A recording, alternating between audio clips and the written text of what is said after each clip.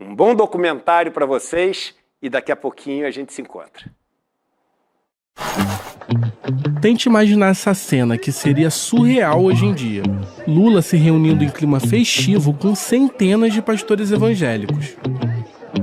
Foi um templo da igreja Sara Nossa Terra, no Rio. Isso aconteceu em outubro de 2002. É Deus, só Deus. Nas fotos que saíram nos jornais, o petista estava acompanhado desse bonde aqui. O senador Magno Malta, A glória de Deus. o então deputado federal Bispo Rodrigues, articulador político da Igreja Universal, Marina Silva e Benedita da Silva. E um estranho no ninho, um pastor de uma igreja de bairro sem grande expressão política até ali. Mas o discurso desse pastor levantou a plateia. A nossa oração é que Deus abençoe o Brasil, que Deus abençoe Luiz Inácio Lula da Silva, o próximo presidente do Brasil. 22 anos atrás, o Malafaia que você conhece era bem diferente. A Igreja de Jesus está acima disso tudo. Naquela época, ele ainda ostentava um bigodão à la Seu Madruga. Na eleição de 2002, o Malafaia apoiou o ex-governador do Rio, Antony Garotinho, para presidente. Fé no Brasil, fé na vitória, fé no Brasil, pra mudar nossa história. Garotinho, garotinho. Com o Garotinho fora do páreo, percebeu a direção do vento e aderiu ao Lula no segundo turno. Essa que é a verdade. O Malafaia diz ter trazido para o lado do petista cerca de 2.000 pastores. Eu tô deduzindo. Esse episódio mostra bem como Silas Malafaia sempre foi um camaleão na política. Antes do Lula e do Garotinho, ele já tinha apoiado o líder de esquerda Leonel Brizola, Filhotes da ditadura! depois apoiou os tucanos José Serra e Aécio Neves, É a questão central de um Bem-vindos governo. a um novo jeito de e governar. até mesmo a ambientalista Marina Silva. Eu sei o que é passar fome! Mas com Jair Bolsonaro, Jair Messias Bolsonaro. aí foi diferente. Deu match e o namoro virou casamento, Igual um casamento, muitas vezes. que dura até hoje. Bolsonaro eu conheci porque a esposa dele frequentava a minha igreja. A da Penha. Tá? A Michele. E aí Bolsonaro, ele convivia com ela e tal, gostava de me ouvir. Tá? Quando eu pregava na igreja da Barra, ele ia lá para me assistir. Eu oficializei o casamento, porque eles não eram casados, quem fez fui eu. Civil. Isso. Aí, olha o que aconteceu interessante. Todos os debates na Câmara, nas audiências públicas, Bolsonaro fazia dobradinha comigo, eu não tinha amizade nenhuma com ele. Nenhuma. As temáticas de Bolsonaro são as temáticas nossas. Então, dizer que Bolsonaro vestiu uma capa agora é a moda das covardias. Porque Bolsonaro sempre defendeu isso que a gente defende. Quando a onda de extrema-direita varreu o país em 2018, ele destoava daquela fauna bizarra que acompanhava o capitão. O Bolsonaro trazia a reboque todo tipo de gente, de astronauta a astrólogo, É psicólogo. de ex-ator pornô a general defensor da ditadura, Falam tanto dos meus pornôs. Fenômenos naturais. e picaretas dos mais variados tipos. Deus paga. Venha, pode vir. Eu quero orar por você. O Malafaia orbitava a cobertura política há muitos anos. Volta e meia estava envolvido em alguma polêmica. Era conhecido por atacar a população LGBTQIA+, as feministas. Se você chamar um homossexual de doente, eles querem te denunciar no Ministério Público. Com as polêmicas, virou convidado frequente de programas de auditório. Você ligava a TV e quando menos esperava ele estava no SBT com o Ratinho ou no Super Pop na Rede TV. Ele, na verdade, talvez seja hoje a maior audiência dos evangélicos. Pelo menos da televisão, a maior audiência. Silas Malafaia. Mas essa exposição inusitada tinha motivo. Na época da eleição, aquele pastor de voz estridente era bajulado por políticos poderosos. Quero encerrar aqui as minhas palavras, Lula, citando alguns textos da Bíblia para alguém que vai dirigir uma nação. Muita coisa mudou na vida do Malafaia do dia em que ele decidiu apoiar o Lula para quando ele firmou a aliança com Jair Bolsonaro. Eu sei que eu fui um pinguinho d'água. Aqui, ó, presidente do país. Isso não serve pra lado nenhum. A principal delas foi que ele se tornou dono de uma igreja em 2010. Depois disso, o Malafaia tomou um banho de loja. abandonou o bigodão e as roupas bregas e no lugar entraram ternos comprados nos Estados Unidos e relógios Rolex. Ele também fez implante capilar. Olha a arbitrariedade deles! Essa transformação, tanto na ideologia quanto na imagem, sempre me intrigou. Como o Malafaia deu esse salto em direção à extrema-direita? E como ele deixou de se portar como um homem de aparência simples para viver uma vida de milionário? Eu passei o último ano inteiro tentando encontrar respostas para essas perguntas. Entender quem Silas Malafaia é de verdade. E eu vou te contar detalhes inéditos sobre o passado, os bens e a rede de relações do pastor. Eu também vou mostrar como Malafaia envolveu a família e até a igreja em rolos nos negócios.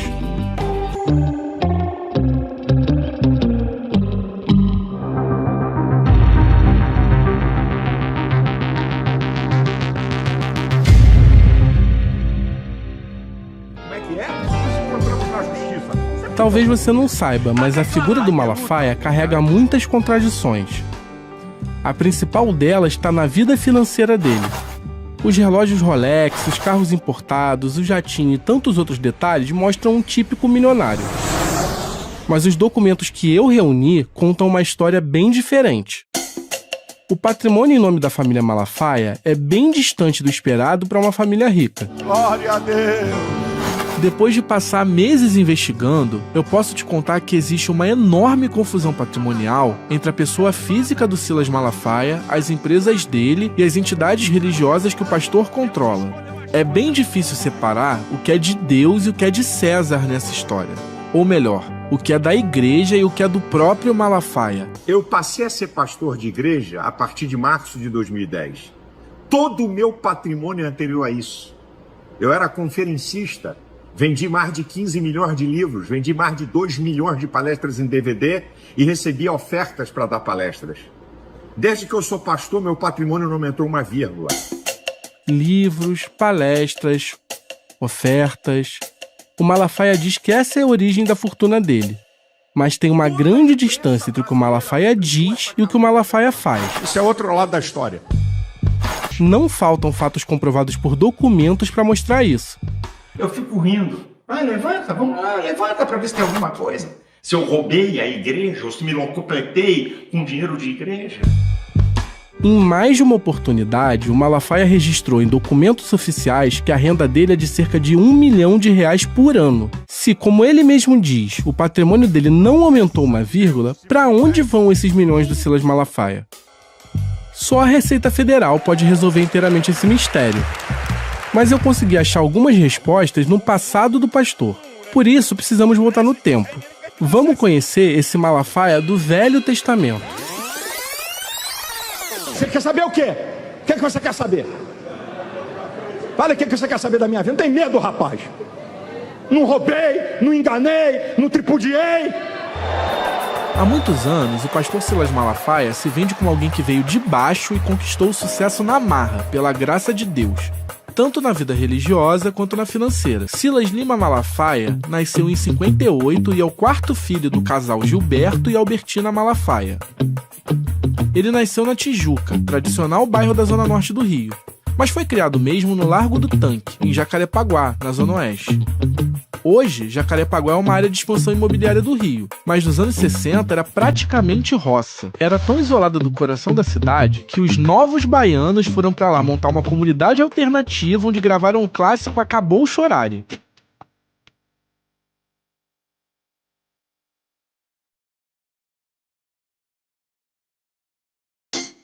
Gilberto Malafaia, o pai dele, era militar da Marinha. Mais importante que isso, era pastor da Assembleia de Deus. Albertina, a mãe dele, era educadora e crente. O pastor Gilberto Malafaia, que é o meu pai. Gilberto Malafaia se converteu na Assembleia de Deus no fim da década de 30. A empolgação dele com a nova fé contagiou os parentes. A família Malafaia é exemplo de algo importante no mundo cristão. Em outras igrejas, como a Universal, as chances de ascensão de novos membros a postos de comando são maiores. As Assembleias de Deus têm um quê de capitanias hereditárias.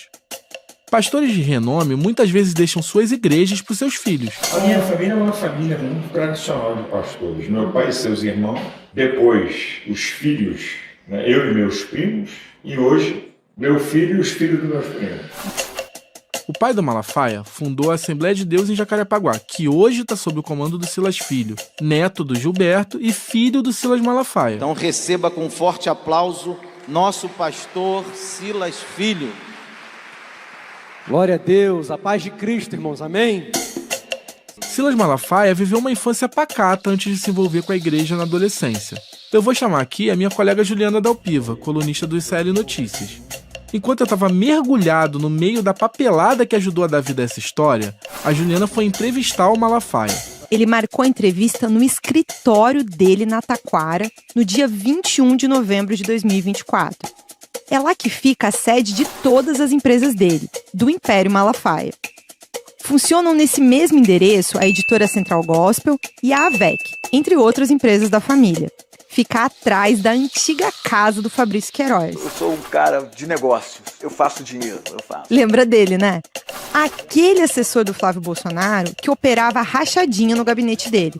O amigo do Bolsonaro. Eu cheguei lá um pouco antes do horário que o Malafaia tinha combinado e quem me recebeu na guarita do estacionamento foi uma funcionária dele chamada Rose. Posso passar aqui? Pode.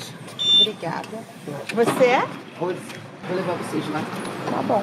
É grande aqui, né? É. Aqui é o quê? Aqui é o estúdio. O pastor grava. E aqui é a editora Central Gospel e a associação fica ali. Eu preciso fazer uma explicação rápida para você entender do que a Rose está falando para Juliana. A Central Gospel é uma editora e gravadora evangélica que se tornou uma das maiores empresas do segmento cristão no Brasil. Ela foi peça central para dar origem ao Malafaia do Novo Testamento, que conhecemos hoje.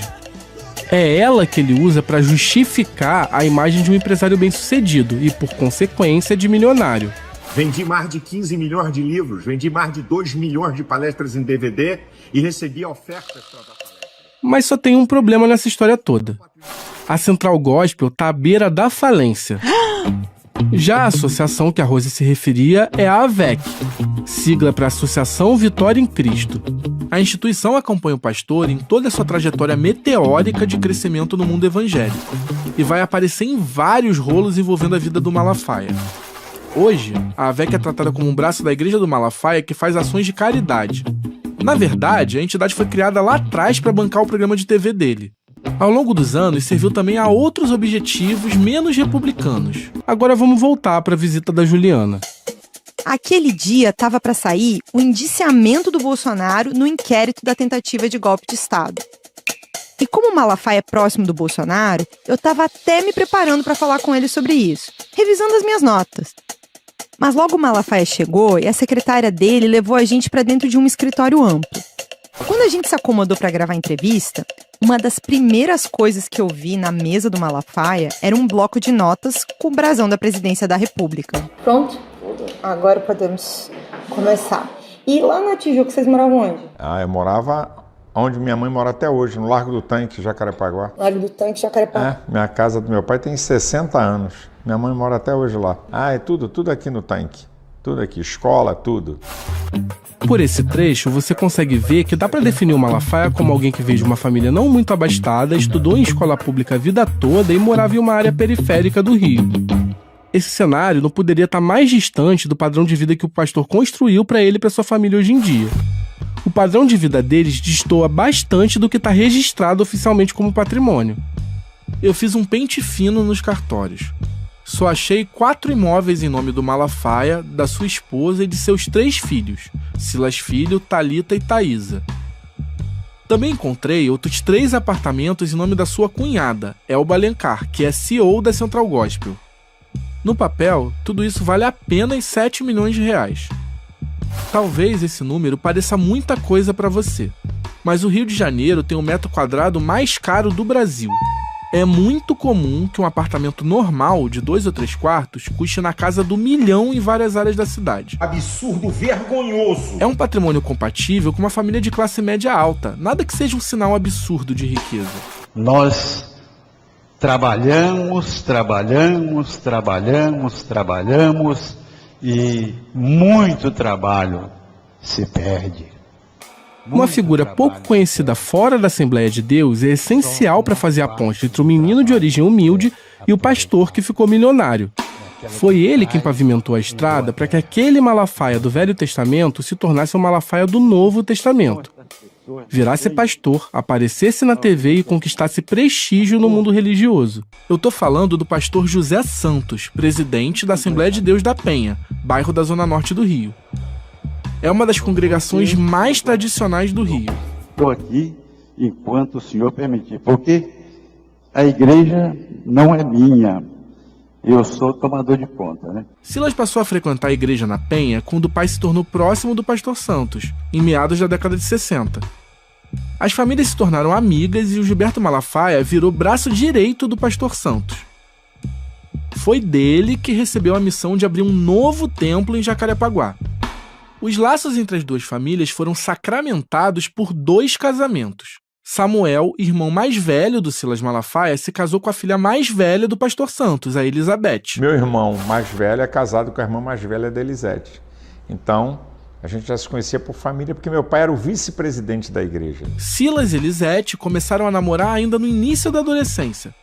Ele tinha 14 anos e ela só 13 quando o relacionamento começou. O Silas e a Elisete namoraram por vários anos. Juntos, eles participaram de grupos jovens, pregaram pelas ruas e até integraram um conjunto musical gospel. Abraçava, beijava, como qualquer outro. Onde é que nós vamos parar?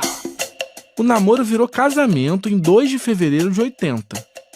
Eu achei algumas fotos da cerimônia. O casamento foi um empurrão que faltava para o Malafaia, com apenas 21 anos, crescer no mundo religioso. No mesmo ano, Malafaia se formou em teologia, o que na época era raro entre pastores da Assembleia de Deus. Sua vida começou a mudar radicalmente em 82, mais precisamente em maio. Num intervalo de 31 dias, ele se tornou pai, foi ordenado pastor e estreou na TV. É incrível! Até então, Malafaia tinha que conciliar sua atuação na igreja do sogro com o trabalho. O senhor trabalhava com outros? Trabalhava, eu era vendedor. Quando eu abandonei, eu trabalhava na Elman Chips. Antes trabalhei numa empresa como corretor de seguros, depois fui trabalhar na Elman Chips, aí depois abandonei para ser pastor. Com 20 e poucos anos, o Silas se sentiu seguro para entrar no mundo do televangelismo, com o aval da igreja comandada pelo sogro. Televangelismo, como o nome já diz, é a prática da evangelização à distância, pelos meios de comunicação. Entendeu? Os primeiros exemplos surgiram ainda lá no século XIX, mas a prática se consolidou mesmo nos Estados Unidos a partir de 1920, com a popularização do rádio. Décadas depois, as pregações chegaram à TV e passaram a ser exportadas para outros países, entre eles o Brasil. Por aqui, a primeira a apostar no televangelismo foi a Igreja Universal. Em 78, entrou no ar na TV Tupi o programa O Despertar da Fé.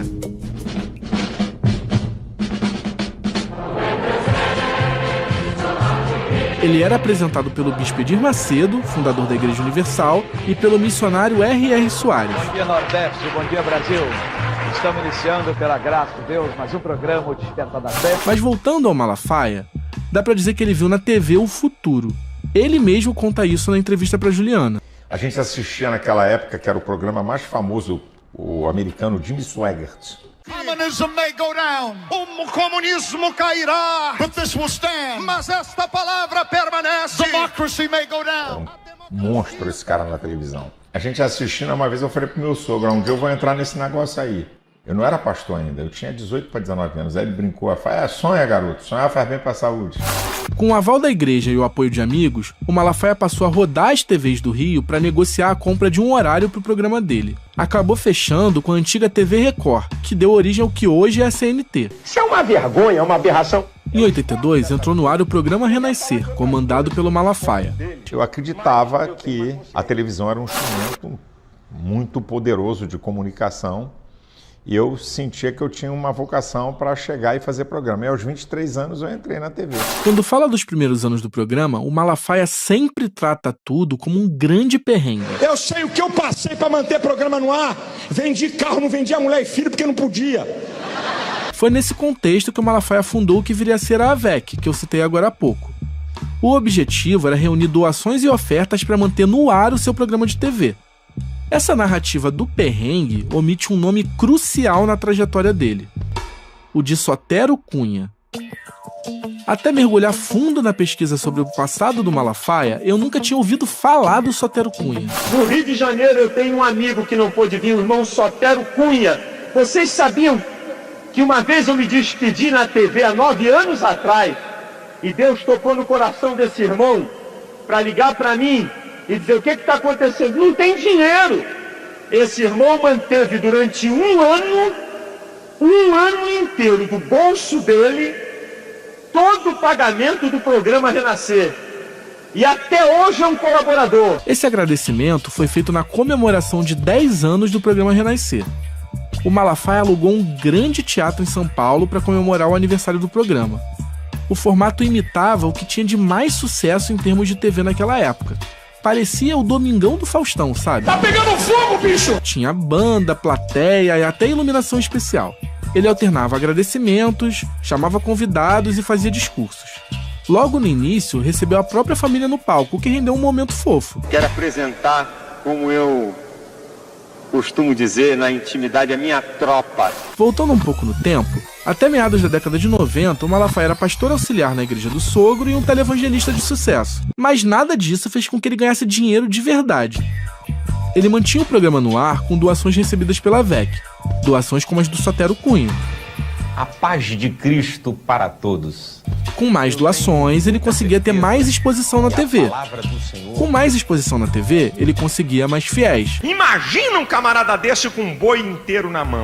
A peça que faltava era a editora Central Gospel. Central Gospel. Malafaia já tinha se lançado em diversos negócios. Teve, por exemplo, uma agência de publicidade gospel. O Malafaia também tentou lançar um Guaraná cristão, que não é o Guaraná Jesus. Guaraná Jesus! Também abriu uma loja de decoração.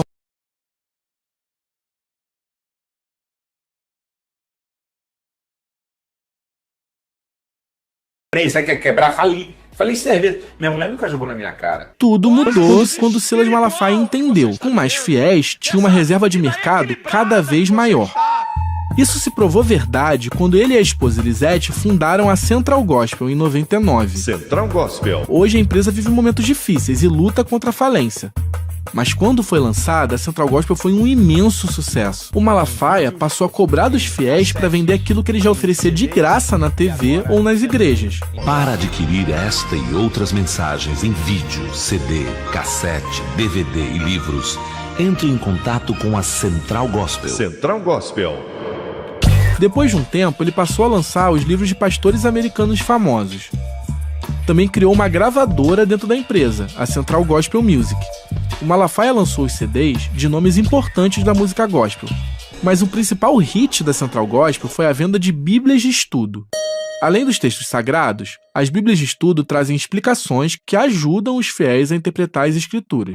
O pastor Silas Malafaia convida você a ler a Bíblia com ele através de porções diárias, sem ter de seguir a ordem dos livros. Ler toda a Bíblia agora se tornou ainda mais fácil. Central Gospel, impactando vidas, conquistando vitórias. Central Gospel. Em 2005, ele chegou a vender 100 mil Bíblias em uma só campanha. Cobrou a bagatela de R$120, parcelados em 10 vezes sem juros. Só com essa campanha, a Central Gospel faturou R$12 milhões. Com a correção monetária, cada uma dessas Bíblias custaria hoje R$330. Por mais de uma década, essa combinação entre público cativo nas igrejas e exposição na TV fez a Central Gospel bombar e movimentar centenas de milhões de reais. Mas isso começou a mudar no início da década de 2010. Em 2019, o pastor entrou na justiça para pedir a recuperação judicial da Central Gospel. Esse é o último recurso para evitar uma falência. A editora Central Gospel vai continuar. Eu só estou pedindo recuperação judicial para poder reestruturar essa empresa. Eu tive acesso ao processo de recuperação judicial da Central Gospel na íntegra. São milhares de páginas que correm uma vara empresarial do Rio. Ele foi concluído em 2024. A empresa passou por uma reestruturação, mas ainda precisa lidar com uma dívida de mais de R$30 milhões na praça. Essa papelada do processo não só revelava os detalhes da situação crítica da empresa. Ela também escondia a primeira das janelas para conhecer realmente a vida financeira do Malafaia. Eu tô falando das declarações de imposto de renda dele e da esposa dele, a Elisete. É a primeira vez que esse tipo de informação sobre o pastor vem a público. Antes de mais nada, eu preciso explicar uma coisa. Todo esse processo está público na Justiça do Rio. Qualquer cidadão pode ler os documentos de cabo a rabo. Nada está sob sigilo. Silas e Elisete são os donos da Central Gospel e é por isso que eles tiveram que entregar esses documentos para o juiz. As declarações de imposto de renda do casal Malafaia falam sobre o ano de 2018. Malafaia registrou várias fontes de renda modestas. Da Central Gospel, ele recebeu apenas R$36 mil, coisa de R$3 mil por mês, uma merreca. Também aparecem na declaração R$63 mil de outras igrejas, provavelmente fruto das suas atividades como conferencista. Mas um outro valor chama muito mais atenção: R$962.431,66. Meu irmão, fácil! É você ser mais um na multidão para conquistar o nada. Esse é o valor que o Malafaia declarou ter recebido da igreja dele em apenas um ano. Para ficar bem claro, a Assembleia de Deus Vitória em Cristo pagou ao Malafaia quase R$1 milhão. Eu vou dar um exemplo chulo. É mais que o dobro que um ministro do STF ganhava por ano em 2018. Você pode estar pensando, mas 2018 pode ter sido uma exceção. Vou te dar um spoiler. Não é exceção, é a regra. E eu posso cravar isso por causa de um outro documento que permanecia escondido até hoje. Em 2016, Silas Malafaia entrou na mira da Polícia Federal. Ele foi alvo de uma condução coercitiva e teve que prestar depoimento no âmbito da Operação Timóteo. Malafaia prestou depoimento e decidiu não ficar em silêncio, como era direito dele. Fala, diabo! Fala, capeta! Nesse depoimento, ele também contou que a sua renda mensal girava em torno de R$100 mil. E ainda falou que o carro que ele utilizava estava em nome da igreja. A vida financeira do pastor Silas Malafaia tem outra ponta solta e importante: as contas da Associação Vitória em Cristo. Além das pregações religiosas e do palanque político, o programa do Malafaia cada vez mais se tornava um grande comercial. É através dele que a AVEC e a Central Gospel se tornam quase uma coisa só. O Malafaia vendia de tudo. Dos últimos lançamentos da Central Gospel a parcerias que pudessem render um dinheirinho a mais. Os críticos do Malafaia sempre o acusaram de usar a fé das pessoas humildes para ganhar dinheiro. O pastor rebate, dizendo que isso é um estereótipo preconceituoso contra os evangélicos. É um jogo pesado para passar um preconceito para a sociedade de, primeiro, quem está na igreja é otário manipulado por um malandro. E segundo, o malandro é ladrão roubando dos fiéis. Ao mesmo tempo que milhões começaram a fluir pela Central Gospel, cada vez mais doações chegavam para a AVEC. A AVEC é uma entidade religiosa, por isso goza de imunidade tributária. Na prática, é como se o governo desse uma colher de chá para essas instituições para estimular atividades com impacto social positivo, ou ainda para garantir direitos fundamentais previstos na Constituição, como a liberdade religiosa. Esse tipo de instituição não paga impostos como uma empresa comum. É isenta de pagar uma série de tributos. É no nome da AVEC que foram registrados os 2 jatinhos milionários que o Malafaia já teve. Eu decidi ir atrás desses bens de luxo que o Malafaia utiliza. E durante a minha pesquisa eu encontrei um registro interessante em um dos muitos canais de entusiastas da aviação. Um desses canais atua no aeroporto de Jundiaí, no interior de São Paulo. Em meados de 2019, o canal registrou mais um pouso. Nada especial à primeira vista. E é possível ler o prefixo do avião: PT LHC. O prefixo tem sempre 5 letras e é como se fosse a carteira de identidade de um avião. Entendeu? O jatinho conclui o pouso, faz um retorno na pista e passa novamente na frente da câmera para ir até o hangar. Dessa vez é possível ver um adesivo em destaque, entre a janela do piloto e a porta. É uma frase: favor de Deus. Aquele youtuber não sabia, mas tinha feito uma das poucas imagens do jatinho de Silas Malafaia em ação. Por paixão ou por seus princípios? Resolvi narrar pra você essa história aparentemente banal por um motivo. Ela é um bom exemplo de como o pastor Silas Malafaia opera. Ele usa o patrimônio em nome da igreja para fins particulares. Com o prefixo do jatinho, é possível consultar o registro dele na Agência Nacional de Aviação Civil, a ANAC. Você descobre que ele é do modelo Cessna Citation 3, pode levar até 11 passageiros e foi fabricado em 86. Também tá lá que ele não pode ser usado para fins comerciais, como táxi aéreo.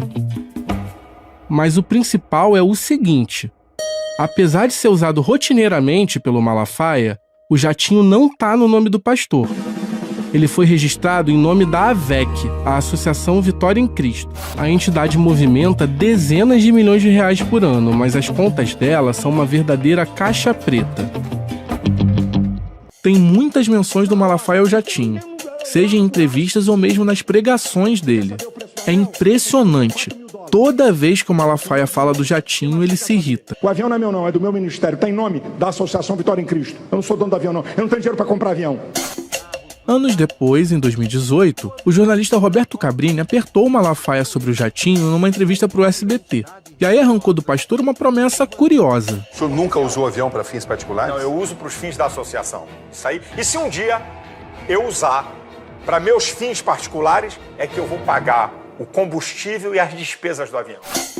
A linha que separa os interesses da igreja e os interesses particulares do Malafaia é cinzenta, para dizer o mínimo. Em 29 de maio de 2019, um fotógrafo flagrou o avião do Malafaia se preparando para decolar no aeroporto do Galeão, no Rio.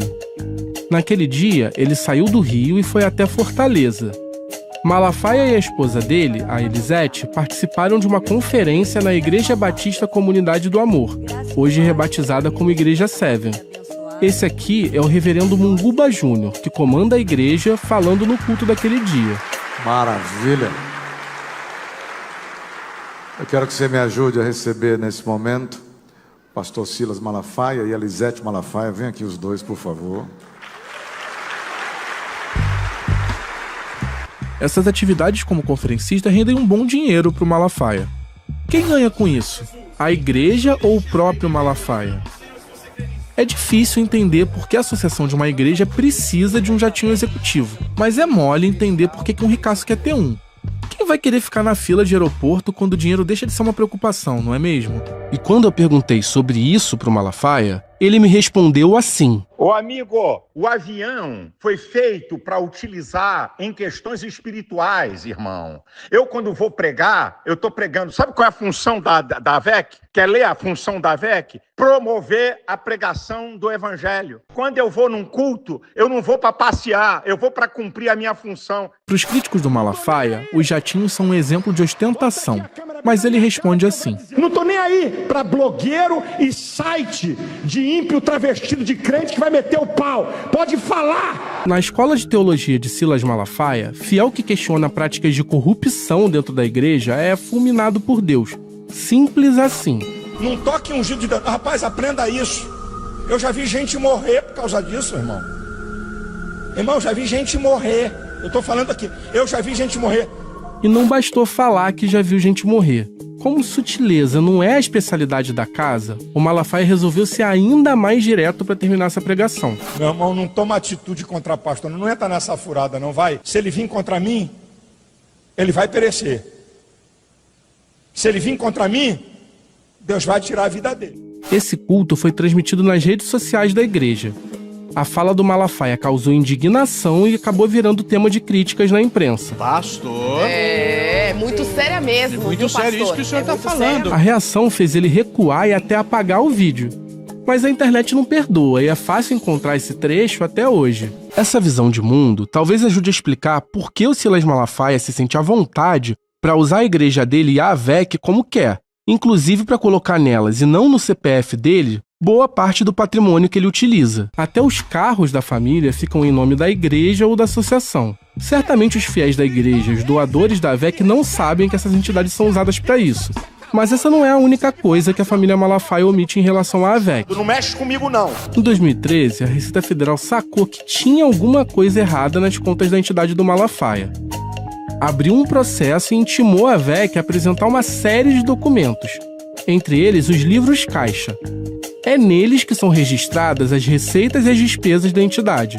O Malafaia não conseguiu provar que estava tudo certo e em 2015 veio o resultado. A Receita Federal suspendeu a isenção fiscal da AVEC referente ao ano de 2010.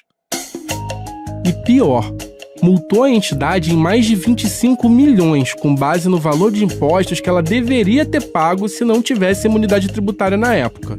O advogado do Malafaia recorreu e o caso foi parar no CARF. O Conselho Administrativo de Recursos Fiscais é a última instância em que os contribuintes podem recorrer de punições impostas pela Receita. Eu até tentei conseguir a íntegra desse processo, mas a Receita negou. Alegou que os documentos se encontravam protegidos pelo sigilo fiscal da AVEC. Porém, a decisão final do CARF pode ser lida por qualquer um. E é uma verdadeira bomba. O órgão entendeu que a AVEC cometia uma série de irregularidades em suas contas. Para começar, um número que vai te fazer cair da cadeira. Só em 2010, a AVEC declarou ter recebido quase 98 milhões de reais em doações.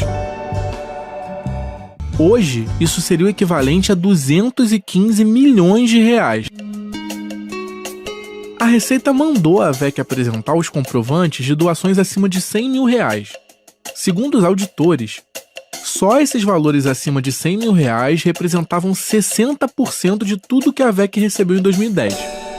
Portanto, apenas esses grandes doadores repassaram para a AVEC quase 60 milhões de reais em apenas um ano. Haja generosidade, né? E como transparência não é o forte da AVEC, a entidade se recusou a informar quem eram esses doadores tão generosos. Ninguém te obrigou, então seja fiel à sua decisão. E tem uma outra questão que foi apontada pela Receita. Os fiscais comprovaram que parte do dinheiro da AVEC era usado para pagar despesas fora das regras para instituições sem fins lucrativos. A investigação também descobriu que a AVEC pagava até mesmo curso e faculdade para Lívia Malafaia. Ela é filha do deputado Samuel Malafaia e sobrinha do Silas. A Lívia até hoje ocupa um cargo de diretora na AVEC. Também foram encontradas várias outras despesas sem justificativa legal. A decisão do CARF não lista todas elas, só dá alguns exemplos. Mas nessa relação tem vários pagamentos em cartões de crédito que somam mais de 34 mil reais. Uma fatura da rede de hotéis de luxo Le Canton dava quase 57 mil. Por fim, a Receita citou uma pequena parte das despesas para a retransmissão do programa do Malafaia e para publicidade. Só nas notas listadas tinham despesas de mais de 320 mil reais. E isso nem envolve as principais emissoras em que o pastor comprava horários. Somos influenciáveis. Essa falta de transparência com doações de valor tão alto não passa lá muita confiança. Só que o Malafaia tem uma outra versão pronta para rebater os achados da Receita Federal. Ele chama tudo de perseguição política. Ele falou disso na entrevista que deu para minha colega Juliana Dalpiva, colunista do ICL, em novembro de 2024. Isso é a briga que eu tô, isso foi Dilma. Isso é 2010. Isso é 2010. Eu tô numa guerra, sabe? Perseguição, uma banda, uma safada. Eu não acho, não, eu tenho que achar, perseguição bonita, 2013, de 2010. Ainda tá lá. Mas o relatório ainda tá lá? Ainda tá na Joana. Eu ia perguntar, porque assim, diz que recebeu 90 milhões de doações, o que dá cerca de 210 hoje. E fala que se negou a revelar, aqui, pelo menos durante a investigação, dizia que a AVEC se negou a revelar a origem do dinheiro. Que conversa fiada é essa? Tá lá na Receita Federal, tudo falácia. Se a Receita Federal quer saber o que entrava na associação, pega lá, ela mesmo. Isso é papo, minha filha. O Malafaia fala em perseguição, diz que está disposto a ir pro pau até o fim e tudo mais. Mas essa suposta certeza de que vai ganhar a briga tem muito de bravata. Depois dessa treta com a Receita, o Malafaia viu que era melhor se afastar do comando da AVEC. Ao menos no papel. Quem assumiu a presidência da associação foi o Silas Filho. Oferecendo diversos serviços para abençoar aqui a nossa comunidade. Pro Malafaia, tá tudo certo com o uso que ele faz da igreja e da associação. É uma benção. Mas essas práticas são motivos de críticas entre muitos evangélicos. Eu fico imaginando o que diria sobre isso o pastor José Santos, sogro e grande incentivador da carreira do Malafaia no mundo cristão. Eu aprendi isso com o meu saudoso pastor, um homem de mais de 50 anos de ministério e muito abalizado. Ele disse para mim, me ensinou isso: Silas, não importa quanto entra na igreja, não importa qual é o tamanho do salário do pastor, o que é seu você faz o que você quiser, o que é da igreja não toque. Eu já te dei muitos motivos para questionar se o Malafaia aprendeu mesmo a lição dada pelo sogro. Nossa! E ainda tenho mais um: o gosto do pastor por carros, sobretudo os importados. Eu entro na minha editora, Aí tem um Mercedes E500 com laço vermelho em cima. O que é isso aí? Fulano de tal, não vou dar o nome dele por uma questão até de proteger. Claro. Fulano de tal mandou de presente. Ele mandou um Mercedes E500 blindado na Alemanha. Valor da nota fiscal daquela época, R$440 mil. Eu ganhei. Hoje mais de 1 milhão. Eu ganhei. E aí eu dei de oferta na igreja. Porque eu quis dar. Ele falou isso em uma entrevista para o podcast Inteligência Limitada em julho de 2024. Eu tive acesso aos registros de veículos em nome do Malafaia, da sua esposa Elisete, da Central Gospel e das instituições religiosas dele. Os dados voltam até carros emplacados no fim da década de 80. O carrão não aparece nesses registros que eu consegui, então não dá para saber ao certo como e quando foi doado para a igreja. Até recentemente, o Malafaia circulava com um Jeep Commander. A SUV pode custar mais de R$300 mil dependendo do modelo. Eu preciso te contar que eu achei o documento dessa nave. O carro importado estava no nome da igreja. O fato do Malafaia usar frequentemente a igreja e a AVEC para registrar os seus carros me chamou a atenção. E eu fui correr atrás para entender por que isso acontece. Ô amigo, essa é uma pergunta sua que eu fico até com vergonha, mas vou ter que responder. Por que eu não registrei o avião em meu nome? Por que eu não registrei um Jeep Commander em meu nome? Porque não são meus. O que é meu está registrado em meu nome. O Jeep é da igreja, Assembleia de Deus Vitória em Cristo. E qual é o problema? Esse era o carro particular do Malafaia, usado por ele para rodar pelas ruas do Rio de Janeiro. Mas para ele, isso não tem problema nenhum. A questão é a seguinte: quem decide o que a igreja compra é o dono dela. No caso, o próprio Malafaia. Na mesma entrevista em que respondeu sobre o jatinho, o Malafaia saiu do sério uma outra vez. Ele usava o palanque do SBT para rebater uma matéria da revista americana Forbes, que o listou como um dos pastores mais ricos do Brasil em 2013. A revista errou e disse que o patrimônio do Malafaia era de mais de 150 milhões de dólares. Para rebater a Forbes, o Malafaia mostrou na TV alguns dados do imposto de renda dele. Ele só não esperava tomar essa invertida aqui do Roberto Cabrini. Ele disse que eu tenho 150 milhões de dólares. Mas essa declaração contempla possíveis laranjas?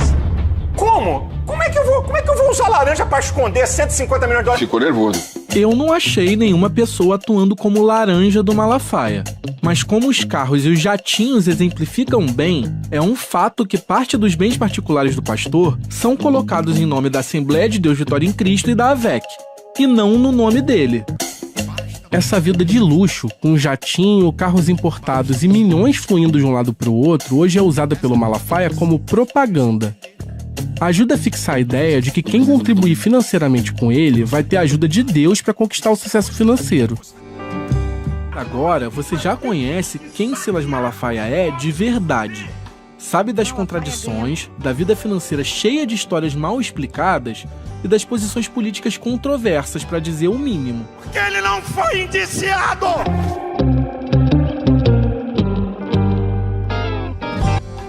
Formação aqui capaz de mudar realmente o rumo das coisas. Cara, assim, eu sou um cara até suspeito para muita gente para falar isso, porque eu dei uma guinada forte na minha vida, né? Eu trabalhava no mercado financeiro, era sócio de banco de investimento, e hoje em dia eu dedico a minha vida a essa questão de entender a questão da desigualdade, de lutar contra a desigualdade, de tentar lutar contra esses pilares o modelo educacional que a gente tem, o modelo de mídia, o modelo de propaganda e o modelo financeiro, né? Essas denúncias que a gente faz em relação aos bancos, etc. Mas parece que o Malafaia, ele consegue mudar mais do que todo mundo, né? E parece que está sempre escolhendo aquele que está no poder. Quando vocês foram conversar com ele sobre esse negócio, mas vem cá, tu foi Brizola, tu foi Lula, tu foi Aécio, tu foi Dilma, tu foi isso, tu foi aquilo, tu foi Bolsonaro. Vem cá, ele não fica nem um pouco constrangido com isso? Ele tem uma justificativa que é até surpreendentemente coerente. Assim, você pergunta do PT, por exemplo, para ele, ele foi parte do conselhão do Lula, né? Assim, ele fez parte do conselhão? Fez parte do conselhão. Que o Gerdau, a galera toda fazia? Isso na entrevista. E aí ele fala que, mas na época eu apoiei, porque o PT não falava dessa pauta de costumes, entre aspas. Depois é que começou e aí ficou uma coisa, inconciliável, digamos assim. que ele até usa como argumento formal para o rompimento dele com o PT, justamente esse PL da homofobia que a gente estava falando. Que ele esquenta na entrevista, o momento em que ele dá uma... com ele. Da minha entrevista com ele, que ele esquenta é quando ele vai falar disso, exatamente. Porque aí eu questiono ele sobre o fato de que o Bolsonaro, por exemplo, o Bolsonaro esquece, tá, gente? Mas, em determinado momento da vida dele, ele chegou a dizer que o direito ao aborto, por exemplo, né, é uma escolha da mulher. Ele deu essas aspas. Inclusive, admitiu, numa entrevista, que ele próprio tinha vivido isso no segundo casamento dele, no caso, o Jair Renan. O Jair Renan foi uma discussão entre ele e a então mulher dele, a Cristina, se eles iam ter o filho ou não. E aí, claro, ele esqueceu, isso já não aconteceu mais na trajetória de Jair Bolsonaro. Você pergunta pra ele... Como é que é? Ataque, negue e cante vitória. E cante vitória, era a palavra. E aí, a hora que eu questiono o Malafaia, mas o Bolsonaro já disse isso, ele não nega, não. Ele fala, não, mas veja, ele mudou, ele amadureceu, ele entendeu viu o que estava por trás, não sei o quê. E aí ele vai ajustando o discurso. Mas um dos momentos em que ele perde um pouco ali a linha que ele levanta, né, é quando você começa a apontar exatamente esse tipo de contradição que você falou, sobre um dia ter apoiado um, outro dia ter apoiado outro, uma hora tá falando uma coisa e depois tá falando outra. Que é até engraçado, a gente viu no documentário também, ele fala isso, que a maior injustiça é falar que o Bolsonaro nem sempre defendeu essas pautas conservadoras. Assim, Bolsonaro durante décadas no Congresso foi um sindicalista de militar, assim, a gente sabe disso, isso está documentado. Mas ele fala que não, parece que o Bolsonaro de 89, de 90, já falava o que ele fala hoje. E tem um outro momento de contradição dele, que nós não falamos ainda, que eu acho que também tem a ver com a questão financeira, que é onde, sabe o que a gente, seria muito importante do que acontecesse, que era, existe um limite da investigação jornalística, né? Nunca teve uma quebra de sigilo do Malafaia em nenhuma das investigações que aconteceram até esse momento. Ele chegou a ser indiciado por lavagem de dinheiro dentro de um caso que apurava uma questão de problemas de desvio de royalties de mineração. De royalties de mineração, por causa de uma doação. Só que o que acontece? Quando eu estou na entrevista com ele, eu pergunto sobre esse caso, falo, ali tem um trechinho no documentário, no podcast também tem mais, e quem quiser ver na entrevista na nossa plataforma está na íntegra. Eu pergunto a ele sobre esse caso, pergunto sobre a falta de declaração da origem desse dinheiro. São 55 milhões de reais, certo? Só para explicar rapidamente, assim, a entidade dele, em 2010, declarou ter recebido 98 milhões em doações. Isso é uma dúvida, para eu poder... Eu ia te perguntar, a AVEC, Associação Vitória em Cristo, qual a relação dela com a Assembleia de Deus? Então, ela é tratada como se fosse o braço beneficente da igreja. Da Assembleia de Deus. Só que ele criou isso muito antes de ter a igreja, porque assim, era um lugar onde ele reunia doações para bancar o programa de TV dele. E aí ele foi mudando de nome, conforme o programa mudava de nome também, e chegamos hoje à AVEC. Ele declarou esse valor em 2010, que ela teria arrecadado 98 milhões de doações. Assim, só para o pessoal ter ideia, isso hoje dá quase 230 milhões corrigidos. Isso em um ano. Mas a dúvida é a seguinte...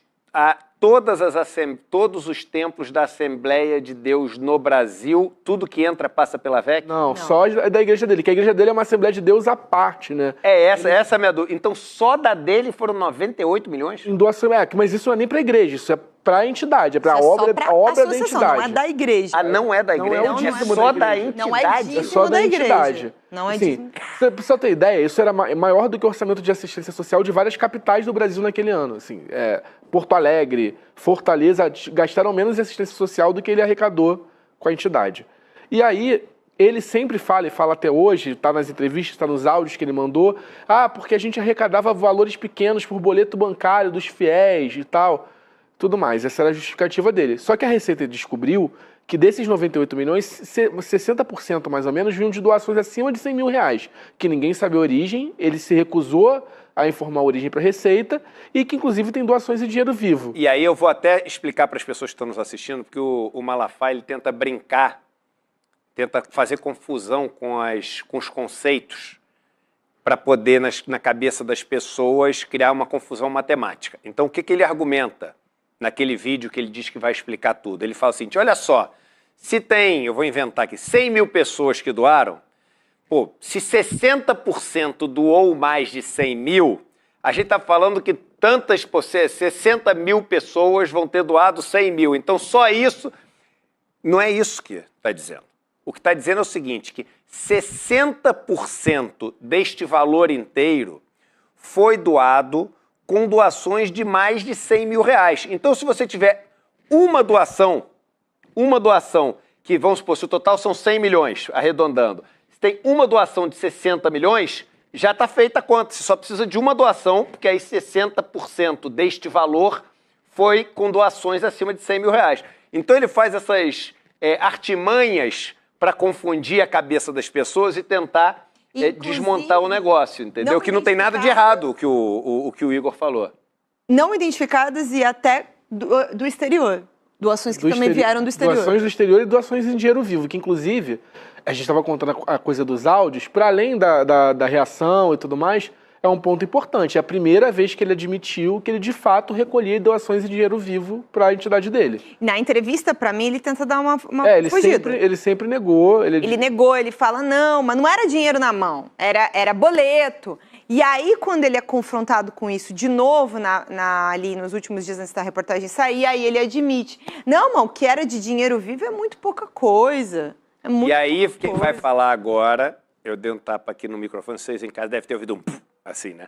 Mas quem vai falar agora é o Eduardo, com 20 anos de experiência sentado nas mesas dos bancos de investimento. Eu não estou me referindo ao Malafaia especificamente. Então, primeiro, eu quero deixar isso muito claro, antes até. Eu não estou me referindo especificamente ao Malafaia. Mas qual é a grande preocupação de qualquer estrutura, seja ela uma igreja, seja ela um estacionamento, seja ela um posto de gasolina, onde você diz receber muita coisa em dinheiro vivo? É porque quando você recebe muita coisa em dinheiro vivo, como, por exemplo, estacionamentos dizem receber, você cria uma possibilidade de lavar dinheiro muito grande. Então, por exemplo, as pessoas compram um estacionamento para lavar dinheiro porque ninguém tem lá uma câmera que fica fiscalizando quantos carros entraram naquele estacionamento. Então, podem ter entrado 10 carros no estacionamento, o dono do estacionamento dizendo assim, entraram 100 carros. Então, ele cria uma origem para o dinheiro de 100 carros, o dinheiro dos 10 carros ele põe, e aquela diferença dos 90 carros, ele põe o dinheiro sem origem e cria origem. Quando você cria estruturas que também possibilitam receber dinheiro de fora, o que... Não estou falando do Malafaia, estou falando das estruturas. Não estou falando dele especificamente, estou falando de estruturas. Qual a possibilidade que você cria? Muito do dinheiro de atividades ilícitas, estamos falando de tudo, de drogas, prostituição, de um monte de coisa que você tem, é dinheiro também que é recebido em dinheiro vivo. Esse dinheiro sai do país. Esse dinheiro sai do país e vai para contas em paraísos fiscais. Antigamente, no mundo inteiro, você tinha paraísos fiscais onde não precisava declarar absolutamente nada. Não pagava imposto, mas o problema não é nem só pagar imposto, é não declarar a origem do dinheiro. Então tinha muito dinheiro de crime, etc. Vários países do mundo passaram a controlar isso, mas ainda existem vários lugares do mundo onde você não precisa declarar a origem nenhuma do dinheiro. E aí, normalmente, é dinheiro de crime, dessas coisas todas. Só que o dinheiro está lá fora.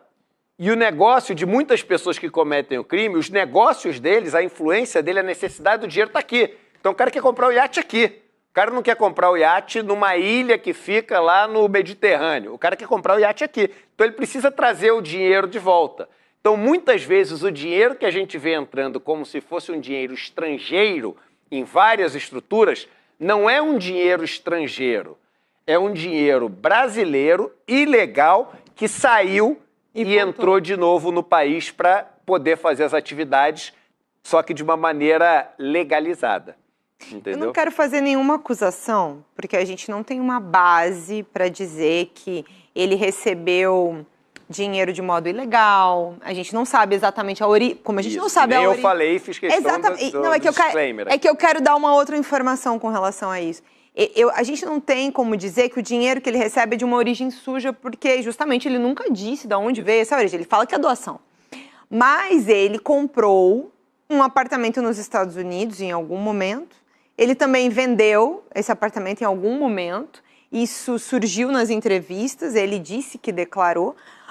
Mas toda a renda dele é dentro desse contexto dessas doações. A gente não sabe maiores detalhes disso. Só uma investigação em que ele fosse instado a realmente responder essas questões, até porque na única investigação da Operação Timóteo que ele foi alvo, ele foi acusado de lavagem de dinheiro por causa de uma doação de R$100 mil de um advogado que estava envolvido no tal do esquema, mas não quebraram o sigilo dele, então você não consegue chegar, né, em nenhum detalhe. Agora, por que a gente faz essa investigação toda, né, Igor? O Malafaia confunde tanto o patrimônio dele, o CPF dele, o CNPJ da igreja e da associação, para tudo que ele faz. Então, essa pauta o Igor traz para a gente, quando a gente começa a trabalhar junto aqui no ICL em março do ano passado, porque o Malafaia estava financiando as manifestações golpistas em defesa de Jair Bolsonaro. E ele diz o quê? Primeiro, ele ia usar dinheiro de quem? Da associação, né, Igor? Ele fala 10 dias antes da manifestação que ia bancar com dinheiro da associação. Isso gera um escândalo, porque afinal de contas é dinheiro de fiéis de uma igreja que está bancando um ato golpista. Só uma dúvida, a VEC paga imposto ou não? Não paga imposto. Não, cara, isso é quanto que você falou em 2000? 98 milhões. Não é possível, cara. Só em 2010. Ouviu, galera? Vamos lá, num documentário desse a gente traz um monte de informação que vai muito além do documentário. Uma associação, que é um braço de uma igreja, a gente está falando no Brasil, são literalmente dezenas de milhares de igrejas. Na verdade, só evangélicas, são mais de 120 mil. Católicas, mais de 80 mil. A gente está falando de igrejas, templos, não sei o quê. Cara, a gente está falando de um caso aqui, gente, quase 100 milhões de reais. E que é essa empresa que tem jatinho, carros de luxo. E, cara, não paga nada de imposto. Isso é uma maluquice, cara. Mas é assim que funciona no Brasil, em alguns lugares do mundo. Mas é escandaloso. Mas, assim, eu acho que é importante, tem duas coisas aí. Não só a gente não sabe a origem do dinheiro, como a gente também não sabe o destino dele. A gente tem esse bolo de 98 milhões. O que isso pagou? Ninguém sabe. Assim, eu também não quero fazer acusações porque, enfim, a gente não é o nosso papel. Mas, sim, você pensa, ele tem outras empresas. Será que essa entidade contrata as empresas dele? E esse dinheiro acaba voltando pelas empresas? Não sei. Também ninguém sabe. E, assim, isso era uma coisa importante de ser investigada, porque não é uma boa governança, para dizer o mínimo. Então, assim, para onde o dinheiro vai também é importante da gente saber, né? E tem uma outra coisa, aproveitando, Edu, que você é um dos maiores economistas do país, teve em mesa de banco de investimento. Você conhece alguém que tem uma renda milionária e não acumule nada de poupança, de patrimônio, coisa ao longo de 10? Isso é uma maluquice que tem no... Cara, e aí... Vale pro Malafaia. 1 centavo, seu patrimônio aumenta 1 centavo. Não, isso é uma maluquice. Vale pro Malafaia e vale pro um monte de... Quando eu vejo, cara, assim, declaração de patrimônio de um monte de político, que são esses coronezões de norte a sul que a gente tem aqui, e aí tu vai ver as declarações do cara, pô, R$1 milhão, 500 mil reais, 800 mil reais. Eu não tô falando daqueles que tem de 20 mil, 30 mil, que tem um Monza, sabe como é que é? E não é isso? Tem uns caras que tem um negócio assim, tipo, tem um Monza e não sei o quê, né? Que é um Corsa, né? Tipo, Corsinha 99. Corsinha. Pô, cara, eu vejo esse negócio e falo assim, cara, é tudo uma grande palhaçada, né? É tudo uma grande palhaçada. É tudo um finge, eu finge te engano e tu finge que acredita, né? Mas, cara, ó, parabéns. A gente, pô, teve, assim, foi sensacional esse encontro hoje.